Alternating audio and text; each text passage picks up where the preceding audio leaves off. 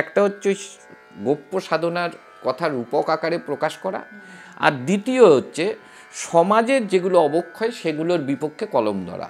এটা হচ্ছে দুটো বিষয় যেটা রবীন্দ্রনাথকে বারবার নাড়া দিয়েছেন।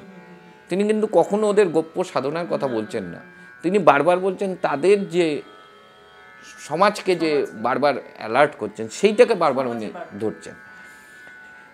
দাদুর ক্ষেত্রেও যেহেতু তিনি বাংলাদেশ থেকে এপারবঙ্গে এসেছিলেন, দাদুর ক্ষেত্রেও এরকম প্রচুর মানুষ দাদুর কাছে আসতেন যারা ওই গান গাইতেন ওই ধরনের। তিনি নিজেও হয়তো ওই গানের প্রচুর প্রভাব পড়েছিল তার উপরে, এটা একটা প্রভাবের বিষয়। নজরুল ইসলাম, ধরা যাক নজরুল ইসলাম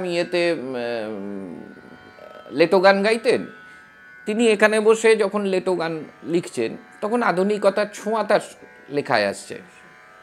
তার মানে নজরুল ইসলাম কখনোই বলতে পারেন না যে আমি এখানে বসে বসে প্রচুর লেটো গান লিখেছি, বলেননি, কোনো দিনই বলেননি। এই মানুষগুলো কিন্তু সঠিকভাবে সেটার কথাই বলে গেছেন। তিনি যে গানের কথা বলছেন, তিনি বলছেন আমি সাধন সঙ্গীত লিখি, সেটা যে কোনো সাধনার হতে পারে। এই একটি মানুষের কাছে আমি দেখেছি যে যিনি কোনো মানুষকে বাদ দেননি। ভারতবর্ষের যত রকমের দেবতা আছেন সবাইকে তিনি তুষ্ট করে গেছেন লিখে। তো এই মানুষটা সম্পর্কে এই যে ভুল ধারণাগুলো, আমার আজকে সুযোগ হয়েছে বলেই আমি এরকম একটা জায়গায় বলে দিলাম যে এই ভুল ধারণাগুলো যদি আপনাদের মধ্যে আসেও, আপনারা খোঁজ করুন না, অম্বিকা কানলায় চলে যান। ওখানে এখন সত্যি সত্যি এখন আমরা জানানো দেওয়ার চেষ্টা করছি, সবাইকে তো আর দেয়া যায় না। তার প্রচুর গান, ওখানে নতুন গান আমরা ছাপিয়ে বার করছি, এগুলো এখন কাজের মধ্যে ঢুকেছে। আবার প্রচুর পুরনো বই, যে বইগুলোর মানে যে গানগুলো লোকে জানেই না, অপ্রকাশিত গান, সেই গানগুলোকে কিন্তু আমরা এনে নিয়ে আসছি। এবার যেটা মানুষের কাছে সমস্যা হচ্ছে, ধরুন একটা গান আমি বলি, হৈমন্তীদি গাইলেন গানই সর্বশ্রেষ্ঠ সাধনা, মানে কেউ শোনার পরে আমার মনে হয় না যে তারপরে আর কোনো গানের অনুরোধ তিনি করবেন।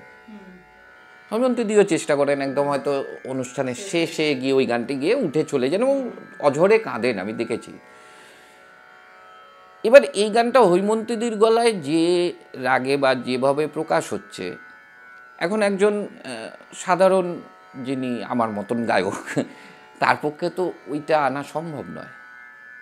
বা যিনি বাউল ধর্মে দীক্ষিত বা বাউল গান বাজনা করেন, তিনি ভাবছেন আমি তো ওরমভাবে গাইতে পারবো না। তখন তিনি কি করেন, তিনি সুরটাকে চেঞ্জ করেন। দাদুর কিন্তু তাতে কোনো বাধা ছিল না, শুধু বলে যেতেন বাবা আমার কলমের ওপর কলম চালিও না, যেটা আমরা লালনে করি। যেহেতু তার বলার মতন কেউ নেই, আত্মীয় পরিজন নেই, কপিরাইট দেওয়ার মতন কেউ নেই, আমরা যখন ইচ্ছে লালনের গানের 5টা লাইন ঠিক লেখেননি বলে কেটে দিলাম। আরে মূর্খের দল, আমি একটা ছোট্ট উদাহরণ দিই। ধররে অধর চাঁদে অধরে অধর দিয়ে, ক্ষীরোদ মৈথুনের ভাষা ধররে রসিক নাগরা, যে রসেতে নবীন ধারা ঠাকুরের সচেতন হয়ে। এটা কি মনে হচ্ছে না যে দুদিন আগে কবির সুমন লিখেছেন বা অন্য কোনো কবি লিখেছেন?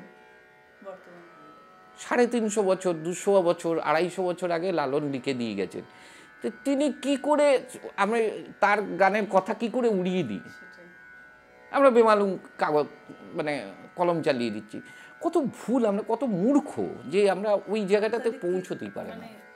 প্রথম কথা একটা তো সংরক্ষণ, আমাদের সবকিছু ভালোভাবে সংরক্ষণ হয়। এটা তো ভয়ঙ্কর বিষয়। ভারতবর্ষে সংরক্ষণ একমাত্র হয় হচ্ছে মানুষের। সংরক্ষিত আসন, সংরক্ষিত সিট, এগুলো হয়। আমাদের এখানে ওই সঙ্গীত সংরক্ষণ বা লেখা সংরক্ষণ, হ্যাঁ, আপনি খুব ভালো করে খেয়াল করে দেখবেন যে আজ থেকে 25 বছর আগের যে পত্রিকা ছিল সেটা কটা লাইব্রেরির মধ্যে সংরক্ষণ করা আছে? নেই। আমরা কজন এখন লাইব্রেরিতে যাই? লাইব্রেরিও তো আপনি যেটা মানে এটা একদম আমি আসছিলাম এটা যে লাইব্রেরিরও এমন অবস্থা, আপনি লাইব্রেরিতে গেলে দেখবেন ওই বইগুলো যে কটি আছে সে কটি আর পড়ার উপযুক্ত নয়। এটা অবনীন্দ্রনাথ ঠাকুর অনেক আগে বুঝতে পেরে গেছিলেন, ওই জন্য তিনি লিখে রেখে গেছিলেন চাঁইবুড়োর পুঁথি। তা চাঁইবুড়োর পুঁথির একদম শেষে চাঁইবুড়োকে যখন প্রশ্ন করা হচ্ছে, আরে রাম আর রাবণ তো হলো, এবার তাদের তো নিয়ে গেল, তারপরে কি হলো, রাম আর লক্ষণের কি হলো? বলছে পোকায় খেয়েছে। পোকায় খেয়েছে? রাম লক্ষণকে পোকায় খেয়েছে? বলছে হ্যাঁ, এই দেখো, বলে পুঁথিটা তুলে ধরেছে। তা আমাদের এখন সংস্কৃতির অবস্থা এইরকমই, মানে কাকে কখন পোকায় খেয়ে নেবে এটা বলা খুব মুশকিল। এই আমার দাদুর ক্ষেত্রেও যেমন হয়, যখন তখন তাকে পোকায় খাওয়া শুরু করছে আর কি। দাদুর সঙ্গে আপনার খুনসুটি ছোট ছোট গল্প? মারাত্মক খুনসুটি ছিল। এবং দেখুন, আমি কোনোদিনই তাকে না মানে দাদু ছাড়া কোনোদিন দেখিনি।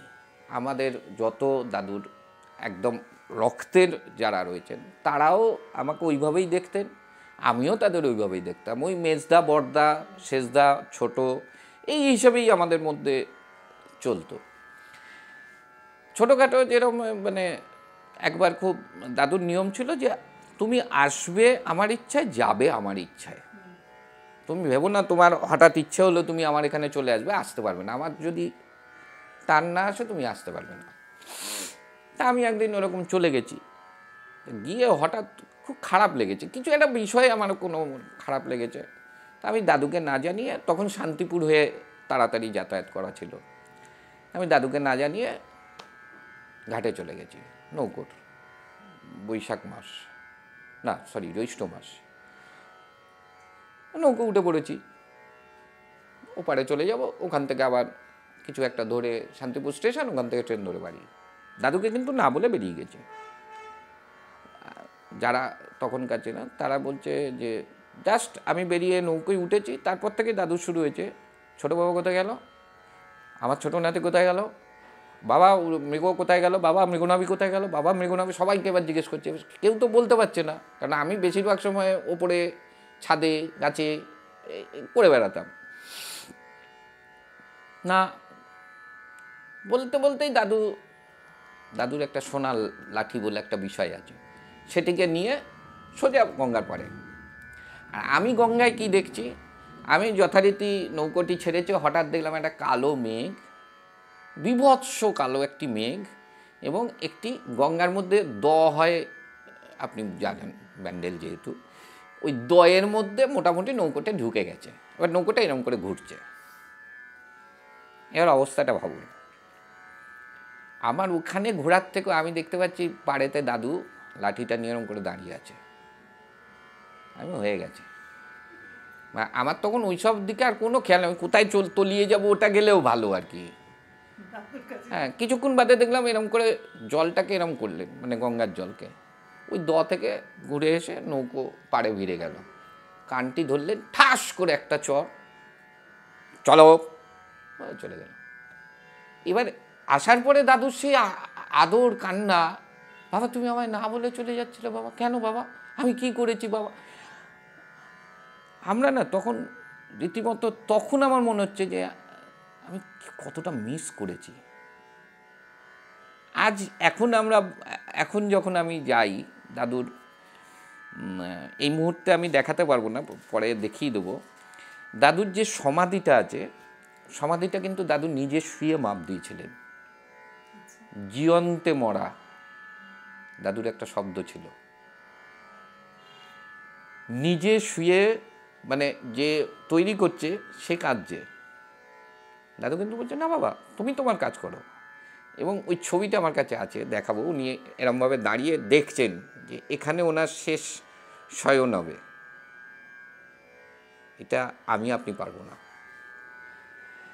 তখন 22 বছর পর্যন্ত যখন পেয়েছিলেন ওনাকে, তখন বুঝেছিলেন বাবা পাগলা? কিচ্ছু বুঝিনি, কোনোদিন বুঝতেই দেয়নি।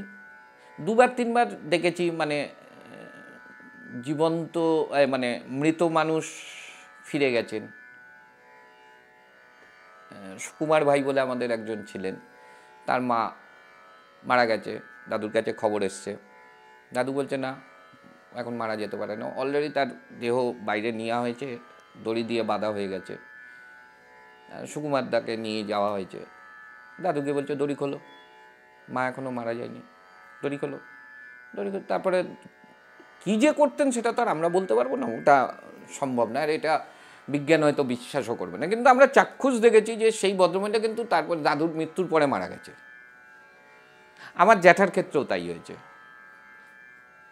দাদুর মৃত্যুর বহু বছর পরে আমার মেজো জ্যাঠা মারা গেছে, যে সোর্সে আমরা দাদুর সঙ্গে যুক্ত হয়েছিলাম। দাদুর গলায় কোনোদিন গান শুনেছেন? না, এটা দাদু হ্যাঁ খুব ভালো গান গাইতেন, কিন্তু কোনো একটা কারণে কাউকে উনি গলা দান করেছিলেন, কণ্ঠদান ব্যাপারটা উনি করে দিয়ে গেছিলেন।